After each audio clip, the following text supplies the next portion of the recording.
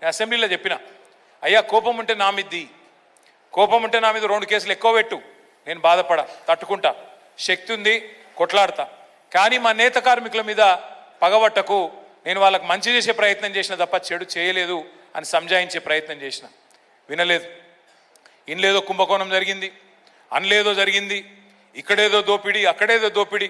అసలు ఆయనకు బతుకమ్మ చీర ఐడియా కూడా లేదు. బతుకమ్మ చీర ఎందుకు పెట్టిండు కేసీఆర్ గారు? నేతన్నలకు బతుకివ్వడం, మన ఆడబిడ్డలకు ఒక చిన్న కానుకీయడం. చచ్చిపోతున్న నేతన్నలు, తల్లడిల్లుతున్న నేతన్నలు.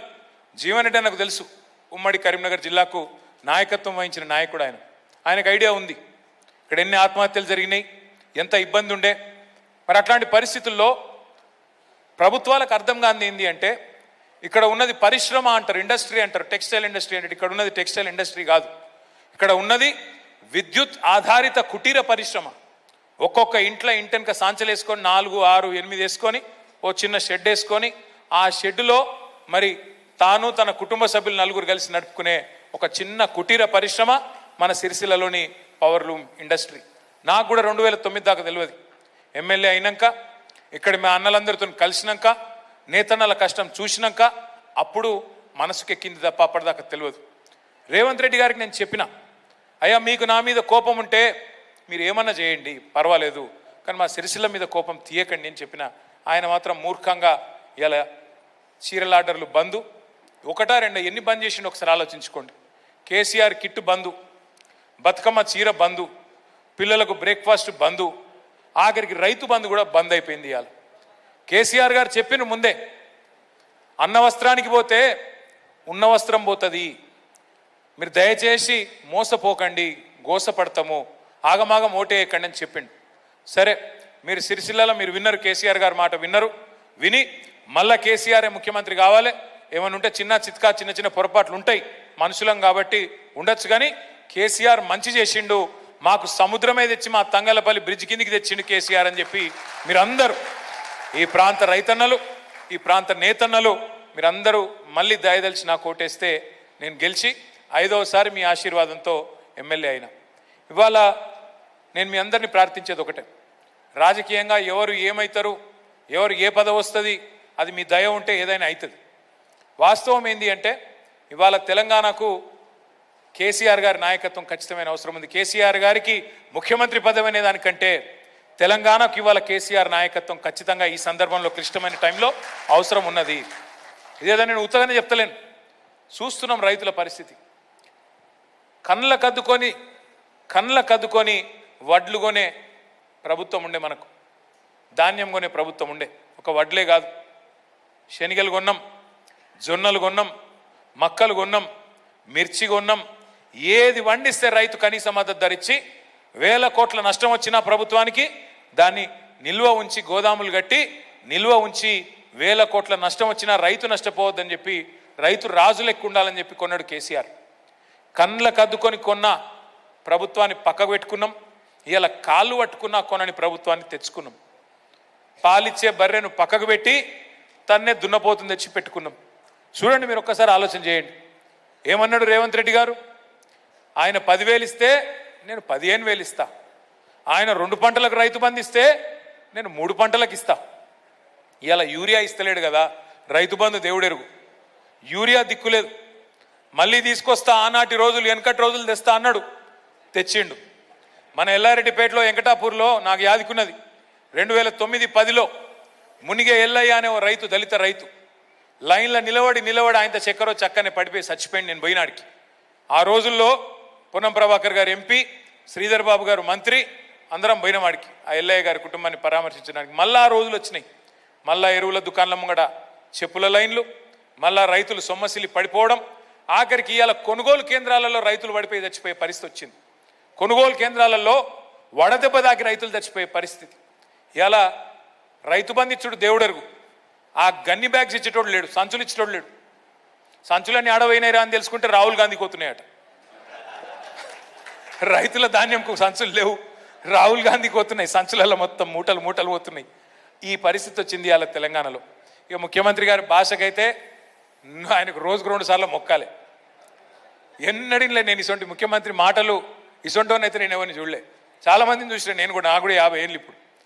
ఎన్టీ రామారావు గారిని చూసిన, తర్వాత చెన్నారెడ్డి గారిని చూసిన, జనార్దన్ రెడ్డి గారు, విజయభాస్కర్ రెడ్డి గారు, రోసయ్య గారు, చంద్రబాబు నాయుడు గారు, రాజశేఖర్ రెడ్డి గారు, కిరణ్ కుమార్ రెడ్డి గారు, కేసీఆర్ గారు, ఇంతమందిని చూసిన ఆఖరికి సన్నాసిని చూస్తున్నాయి ఇప్పుడు. ఏం మాటలు అవి, ఇంత గలీజు మాటలు. మొన్న అడిగిండి ఎవరు ఒక ఆయన, మరి మీ వాళ్ళందరూ పెద్ద సిపాయిల లెక్క నరికితిరి కదా, 100 రోజుల్లో 6 గ్యారంటీలు అంటివి, రైతులకు బోనస్ అంటివి, మీదికెళ్ళి 100 రోజుల్లో ఇజ్జెత్తా అంటివి, అజ్జెత్తా అంటివి, మరి 100 రోజులు పోయి 900 రోజులు అయిపోయాయి, ఏం సంగతి రేవంత్ రెడ్డి గారు అంటే, రేవంత్ రెడ్డి గారి మాట ఏమంటాడు, 30 రోజులలోనే ఎంత పైల్వానైనా పిల్లలు పుట్టిస్తాడా? మాకు తెలియదా పిల్లలు 3 నెలల్లో ఉంటారని? అందరికీ పిల్లలు ఉన్నారు, లగ్గమైన వాళ్ళు ఉన్నారు, తెలియదా మాకు? ఇవాళ రేవంత్ రెడ్డి మాట్లాడుతుంటే తలకాయ ఎక్కడ పెట్టుకోవాలి, ఎదురుగున్న లేడీస్ ఎటు పోవాలి, మొగోళ్ళు ఎటు పోవాలి, ఈయన ముఖ్యమంత్రి అయింది, ఇది ఏం కర్మరా నాయన మనకన్నా కాడికి వచ్చింది కథ. నేను రేవంత్ రెడ్డి గారిని అడిగిన 2-3 సార్లు, ఉండబట్టలేక అడిగిన, నాకు ఇష్టం ఉన్న తిట్టుడు, ఉండబట్టలేక అడిగిన, అరే సరే తీరా భయ్, మరి 3 నెలల్లో పిల్లలు ఉంటారు మాకు ఎరికే, మరి 30 నెలల్లో ఉట్టకపోతే నేను ఏమనాలరా నాయన అని అడిగిన. మళ్ళీ నా మీద కేసు పెడతాడు కావచ్చు, అంతే. ఏం చేస్తాడు మొక్కం బాగాలేక అద్దం బల కొట్టుకున్నట్టు పరిపాలన శాత కాదు. మీదికెళ్ళి ఆ సెల్లని, అది అంటారు చూడు, సెల్లని రూపాయి గీతలు ఎక్కువ అన్నట్టు డైలాగులు ఎక్కువ తప్ప మనిషికి పని శాత కాదు. ఓ లొల్లి బొబ్బ, ఏమన్నంటే తిట్టుడు గుద్దుడు, ఇదే కథలు. ఏమన్నంటే కేసు పెట్టుడు అంటాడు మళ్ళీ, అంతే. ఏం చేస్తాడు, ఎక్కువ లెక్క పెట్టిండు కదా నా మీద, ఇప్పటికో 44-45 కేసులు పెట్టిండు. అవి నడుతూనే ఉన్నాయి. ఇక నేను అందుకే చెప్తున్నా, మీ అందరికీ దయచేసి నేను ప్రార్థించేది ఒకటే, ఇవాళ సిరిసిల్ల అయినా, వేములవాడైనా, మానకొండూరైనా రేపటి రోజున ఎమ్మెల్యే అనే ఎలక్షన్ వచ్చినాడు మనం యాద పెట్టుకోవాల్సింది ఒకటే, తెలంగాణ వ్యాప్తంగా ఉండే 119 స్థానాల్లో రేపటి రోజున క్యాండిడేట్ ఎవరు? కేసీఆర్. ఇక క్యాండిడేట్లను చూసేది లేదు, ఆయన మంచోడా షెడ్డోడా, పొట్టిగున్నాడా పొడుగున్నాడా లేదు, ఓన్లీ కేసీఆర్ను తెచ్చే ఎలక్షన్ కావాలి. 119 స్థానాల్లో కేసీఆర్ నిలుస్తున్నాడు, కేసీఆర్ని తెచ్చుకోవాలి. ఇది అసెంబ్లీ ఎలక్షన్ కాదు, తిరిగి కేసీఆర్ని తెచ్చే ఎలక్షన్ అనే స్థాయిలో మన పనితీరు ఉండాలి. దయచేసి నేను మిమ్మల్ని కోరుతా ఉన్నాను. అయితే మరి మాటలతోని ఉపన్యాసాలతోని ఓట్లు పడితే బాగానే ఉంటుంది, అట్లా కాదు. మీరు బూత్ స్థాయిలో, బూత్ లెవెల్లో మా అక్క చెల్లెలు, మా అన్నదమ్ములు, మీరు తగులుకోకపోతే, మీరు గట్టిగా పనిచేయకపోతే, మీరు లాపర్వా చేయకుండా గట్టిగా నిలబడితేనే మనకు ఓట్లు వస్తాయి. మనకు 287 బూతులు ఉన్నాయి సిరిసిల్ల నియోజకవర్గంలో. బూత్ నెంబర్ 1 వీర్నపల్లి మండలం, వన్పల్లి గ్రామం. వన్పల్లి వాళ్ళు ఉన్నారా? థ్యాంక్ యూ తమ్మి, ఇద్దరు వచ్చిర్రా, thank you. Booth number 287 Thangallapalli మండలం, నరసింహపల్లి వాళ్ళు ఉన్నారా? డుమా కొట్టిరా? ఏడున్నారు తమ్మి, కనబడతలేరు, అందుకే వలాయించి అడుగుతున్నా. నరసింహపల్లి వాళ్ళు రాలే, ఆగానా? రాలే. బూత్ ఏజెంట్లు అన్నారు, రాలే. సరే రాలే, పర్వాలేదు. ఉన్నారా? ఏడున్నారు తమ్మి? నాకు కనబడతలేనని చెప్పి ఏదో కట్టుకొడుతురా? సరే కానీ రైట్, వచ్చిర్రు, సంతోషం. నరసింహపల్లెలు కూడా వచ్చిర్రు, సంతోషం. 287 బూతులు ఉన్నాయి. ఇవాళ మనం పెట్టుకున్న ఈ కార్యక్రమం ఏంటిది అంటే 2 ఉద్దేశాలతో పెట్టుకున్నాం. నంబర్ 1, పార్టీ సభ్యత్వ నమోదు కార్యక్రమం, మళ్ళీ తిరిగి కమిటీలు వేసుకునే కార్యక్రమం, శిక్షణ ఇచ్చుకునే కార్యక్రమం. ఏదో ఊకదంపుడు ఉపన్యాసాలు ఇచ్చినట్టు కాకుండా, వ్యవసాయంలో 10 ఏళ్ళు కేసీఆర్ ఏం చేసిండు, 30 నెలల రేవంత్ రెడ్డి ఎట్లా దాన్ని అష్టవ్యస్తం చేసిండు, ఆగమాగం చేసిండు, ఒక ట్రైనింగ్ క్లాస్ ఉంటుంది. ఆ శిక్షణ కార్యక్రమం పెట్టుకోవాలి. యువతకు కేసీఆర్ తెలంగాణ యువత కోసం ఏం చేసిండు, ఎన్ని కళాశాలలు పెట్టిండు, ఎన్ని బ్రహ్మాండమైన పాఠశాలలు పెట్టిండు, 1000 గురుకులాలు ఎట్లా పెట్టిండు, జిల్లాకొక మెడికల్ కాలేజ్ ఎట్లా పెట్టిండు, ఎస్సీ ఎస్టీ బీసీ మైనారిటీ పిల్లలకు డాక్టర్ కళ అనేది ఒక సుదూర కళలాగుంటే దాన్ని ఎట్లా సాకారం చేసిండు, 20 లక్షల రూపాయలు విదేశీ ఓవర్సీస్ స్కాలర్షిప్లు కేసీఆర్ గారు ఎట్లా ఇచ్చిండ్రు, ఈయన వచ్చినాక ఎట్లా అన్యాయం చేస్తున్నాడు, ఇవన్నీ చెప్పడానికి ఒక క్లాస్ ఉంటుంది. మా ఆడబిడ్డలు, మహిళలు మీకోసం కేసీఆర్ గారు ఏం చేసిండ్రు, రేవంత్ రెడ్డి గారు వచ్చిన తర్వాత ఏం జరుగుతున్నది చెప్పడానికి ఒక క్లాస్ ఉంటుంది. అట్లాగే మిగతా అన్ని వర్గాలకు, కుల వృత్తులకు కానీ, నేత కార్మికుడు కావచ్చు, గీత కార్మికుడు కావచ్చు, గొర్రెలు పెంచుకునే మా యాదవ కురుమ సోదరులు కావచ్చు, మత్స్యకారులైన మా ముదిరాజులు, మా గంగపుత్ర సోదరులు కావచ్చు, మీకోసం కేసీఆర్ ప్రభుత్వం ఏం చేసింది, ఈ ప్రభుత్వం ఏం చేస్తున్నది అవి వివరించడానికి మరొక క్లాస్ ఉంటుంది. ఈ శిక్షణ తరగతులు మనకు సభ్యత్వ నమోదు అయిపోయిన తర్వాత, కమిటీలు ఏర్పాటు తర్వాత మన తెలంగాణ భవన్ ఏ జిల్లాకు ఆ జిల్లా ఏదైతే మన జిల్లా పార్టీ ఆఫీస్ ఉందో దాని కేంద్రంగా నియోజకవర్గాల వారీగా శిక్షణ తరగతులు ఉంటాయి.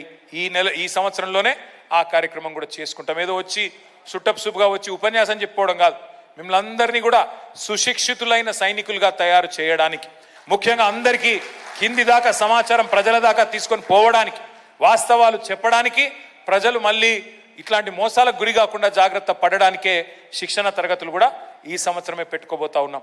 మీ అందరికీ తెలుసు, ప్రభుత్వం వచ్చి కాంగ్రెస్ ప్రభుత్వం వచ్చి 2.5 సంవత్సరాలు అయింది. 30 నెలలు అంటే 50% టైం అయిపోయింది. ఇవాళ రేపు పిల్లగాళ్ళు ఎంత హుషారున్నారు. ట్రైలర్ చూడంగానే చెప్పేస్తారు సినిమా హిట్టా ఫట్టా అని. ట్రైలర్ టీజర్ చూడంగానే చెప్తారు ఈ సినిమా ఆడుతుందా పోతుందా అని. మరి ఈ సినిమా అయితే ఆల్రెడీ ఇంటర్వెల్ అయిపోయింది. ఈ కాంగ్రెస్ సినిమా ఇంటర్వెల్ అయిపోయింది. ఇంటర్వెల్ వరకు డిజాస్టర్. ఈ ఇంటర్వెల్ తర్వాత నాకు తెలిసేది కొత్తగా వచ్చేది లేదు, పీకేది లేదు. ఇంకేమైనా ఉంటే నాశనమే తప్ప కొత్తగా అయితే వచ్చేది లేదు. ఎందుకంటే మీరు ఒకటి యాద పెట్టుకోండి, ఇంతకుముందు జీవన్ రెడ్డి గారు కరెక్ట్ మాట చెప్పిండ్రు. 2.5 ఏళ్ళు అయిపోయింది. ఆఖరి సంవత్సరం ఎట్లాగో ఎలక్షనే. అప్పుడు రేవంత్ రెడ్డి అటుకెళ్ళి ఇటు పోతులు కూడా కూర్చుంటే కుక్క కూడా లేవది. ఆయన మాట ఎవడినాడు కూడా వినప్పుడు. ఆయన ఎమ్మెల్యేలు వినరు, మంత్రులు వినరు, అధికారులు వినరు, ఎవడు కూర్చున్న కుక్క కూడా లేవది. ఆఖరి సంవత్సరం గట్లే ఉంటుంది. ఎందుకంటే వాళ్ళకు కూడా ఎరికే ఈయన మళ్ళీ వచ్చేది లేదు, సచ్చేది లేదు, ఈయనతో పెట్టుకుంటే మనం కూడా బొందల పడతామని వాళ్ళకు కూడా ఎరికే. లాస్ట్ ఇయర్ ఏం ఉండదు, ఏం ఆదు, మొత్తం ఎలక్షన్ లొల్లే ఉంటుంది.